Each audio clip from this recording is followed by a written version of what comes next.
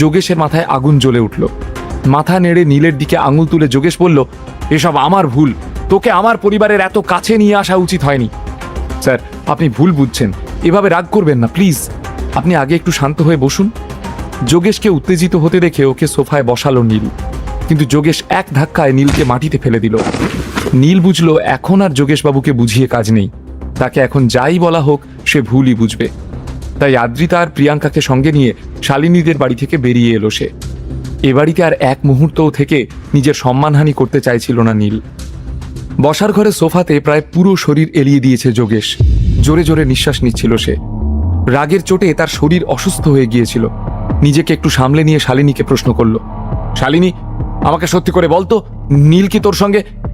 না বাবা, তুমি নীলকে ভুল বুঝছো। শালিনী ওর বাবাকে সত্যিটা বলতে চাইছিল, কিন্তু শালিনীর কথা শুনেও যোগেশ কিছুতেই শান্ত হচ্ছিল না। কিছুক্ষণ পরে বলল, শালিনী, আমি জানি তোমাদের জেনারেশনের কাছে সবকিছুই নর্মাল, কিন্তু সবকিছুরই তো একটা নিয়ম আছে। তুমি ভুলে যেও না তুমি কোন বাড়ির মেয়ে, সীমা কখনো অতিক্রম করা উচিত নয়। আর তোমরা হলেই শুরু করে দিয়েছিলে, আর এমন চারজনে মিলে, ছি ছি ছি, আমার জায়গায় অন্য কেউ ঢুকে পড়লে কি হতো বলো তো? এ কথা বলতে বলতে যোগেশবাবু একটা দীর্ঘশ্বাস ফেলল। বাবা, আমার কথাটা তো শোনো, আমাকে এক্সপ্লেন করার একটা সুযোগ দাও। বিরক্ত হয়ে বাবার দিকে তাকিয়ে বলল শালিনী। হঠাৎ করে আমাদের বাড়িতে 10-12 জন লোক ঢুকে পড়েছিল। ঠিক আছে ঠিক আছে, আর কিছু বলতে হবে না, আমাকে শুধু একটা কথার উত্তর দাও, তুমি কি নীলকে পছন্দ করো? চোখ ছোট করে মেয়েকে জিজ্ঞেস করল যোগেশ। যোগেশবাবু প্রথম থেকেই ভীষণ কনজারভেটিভ, নিজের মেয়েকে খুব ভালো শিক্ষা দিয়েছে সে। যোগেশ কখনো ভাবতে পারেনি যে এই অবস্থায় শালিনীকে দেখতে হবে, তাও আবার একজন বিবাহিত পুরুষের সঙ্গে। বাবা, এসব তুমি কি বলছো? লজ্জায় আর মাথা তুলতে পারছিল না শালিনী। আমাকে সব সত্যি কথা বলো, গম্ভীর হয়ে জিজ্ঞেস করল যোগেশ। নীলকে তোমার পছন্দ হলে আমাকে বলো, আমি আদ্রিতা আর নীলের ডিভোর্সের ব্যবস্থা করব। সেন পরিবার আমাকে সাপোর্ট করবে, আমার মুখের উপর কথা বলার সাহস নেই ওদের। যোগেশের কথা শুনে অবাক হয়ে গেল শালিনী। ওর মাথা কাজ করছিল না, বিরক্ত হয়ে নিজের পা মাটিতে ঠুকল সে। নিজের মেয়েকে দেখে আরও একবার দীর্ঘশ্বাস ফেলল যোগেশবাবু। কলকাতায় এমন অনেক পরিবার আছে যারা শালিনীকে নিজেদের বাড়ির বউ করতে চায়, কিন্তু সবাইকে ছেড়ে শালিনী কিভাবে নীলকে পছন্দ করলো সেটাই ভেবে পাচ্ছিল না যোগেশবাবু। মিত্র বাড়ি থেকে বেরিয়ে একটা ট্যাক্সি ধরল নীল এবং আদ্রিতা। প্রিয়াঙ্কা সামনের সিটে বসেছে আর পেছনের সিটে স্বামী স্ত্রী। ফেরার পথে যোগেশবাবুর রিয়াকশনের কথা ভাবতে লাগলো নীল। এরকম একটা বাজে মিসআন্ডারস্ট্যান্ডিং হয়ে গেল। লজ্জায় ওর চোখ মুখ লাল হয়ে গেল। আমি জানতাম না যে যোগেশবাবু এতটা রাগী, উনি আজ এভাবে রিয়াক্ট করলেন।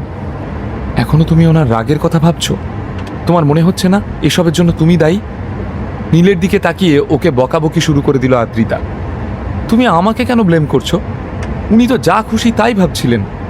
নীলের কথা শেষ হওয়ার আগেই প্রিয়াঙ্কা বলে উঠল, সামনের সিগন্যালে আমাকে নামিয়ে দিও, আমাকে ছেড়ে তারপর বাড়ি গেলে তোমাদের দেরি হয়ে যাবে। নীল কোনো জবাব দেওয়ার আগে আদ্রিতা বলল, তুই এত চিন্তা করিস না, নীল তোকে বাড়ি পর্যন্ত পৌঁছে দেবে। আমার কিছু কাজ আছে, আমাকে বাড়ির জন্য সবজি গ্রোসারি জিনিস নিতে হবে, ভাবছি একটু সুপার মার্কেট যাব। এরপর নীলের দিকে তাকিয়ে আদ্রিতা জিজ্ঞেস করল, তুমি কি খাবে বলো, আজ রাতে তাহলে সেটাই বানাবো। আদ্রিতার মুখে কথা শুনে অবাক হয়ে গেল নীল। ওদের দুজনের বিয়ে প্রায় 3 বছর আগে হয়েছে, কিন্তু এতদিনে কখনো আদ্রিতা নীলের জন্য রান্না করেনি। হ্যাঁ, একাধবার নীলকে রান্নার কাজে হেল্প করেছে, এটা ঠিক, কিন্তু আজ যেভাবে আদ্রিতা বলল সেটা শুনে তো নীলের মুখে হাসি ফুটে উঠল। ওর মন ভালো হয়ে গেল। আজ একদিনে যা যা ঘটল তার সমস্ত ধকল যেন এক নিমেষে চলে গেল। তারপর ট্যাক্সি ড্রাইভারকে বড় বাজারের দিকে যেতে বলল। কিছুক্ষণের মধ্যেই ওরা পৌঁছে গেল বড় বাজার। নাও, তোমার বাজার এসে গেছে, এখান থেকে যা কেনার কিনে নাও, আমি ততক্ষণে এই ট্যাক্সিতেই প্রিয়াঙ্কাকে ড্রপ করে আসছি, ততক্ষণে তোমার বাজার করাও হয়ে যাবে। আদ্রিতার দিকে তাকিয়ে বলল নীল। নীলের কথা শুনে মাথা নাড়ালো আদ্রিতা। আদ্রিতা বেরিয়ে যেতেই ড্রাইভার প্রিয়াঙ্কাকে পেছনে গিয়ে বসতে বলল। প্রিয়াঙ্কা কথা মতো পেছনের সিটে ঠিক নীলের পাশে এসে বসল। গাড়ির পেছনে এখন শুধু নীল আর প্রিয়াঙ্কা। প্রিয়াঙ্কা যেন একটু আনকমফোর্টেবল ফিল করছিল। এতক্ষণ আদ্রিতা ছিল বলে খানিক রিল্যাক্সড ছিল প্রিয়াঙ্কা, কিন্তু এখন ওর ভয় করতে শুরু করলো। এত নার্ভাস কেন? চিন্তা নেই, আমি তোমাকে খেয়ে ফেলবো না, পাশে বসে থেকে হেসে বলল নীল। কই, কোথায়? না, আমি নার্ভাস নই। এই কথা বলার পর মাথা নিচু করে নিল প্রিয়াঙ্কা। নীলের আসল পরিচয় জানার পর থেকেই প্রিয়াঙ্কা যেন ওর সঙ্গে কিছুতেই নর্মাল হতে পারে না। প্রিয়াঙ্কার হাবভাবও পুরোপুরি বদলে গিয়েছিল। নীল সামনে এলেই আনকমফোর্টেবল হয়ে যেত প্রিয়াঙ্কা। বলা যায় নীলকে ভয় পেতে শুরু করেছিল। প্রিয়াঙ্কার দিকে মুখ ঘুরিয়ে নীল বলল, আমাদের মধ্যে আগে যা ঘটেছে সেটা নিয়ে বেশি ভাবার প্রয়োজন নেই। তুমি আমায় যা কথা শুনিয়েছ তা নিয়ে গিল্ট ফিল করো না। তুমি আর আদ্রিতা খুব ভালো বন্ধু, আর তোমার বন্ধু আমার সঙ্গে থেকে অনেক কিছু সাফার করেছে, তাই জন্যই তুমি আমাকে শিক্ষা দিতে চেয়েছিলে। I am sorry.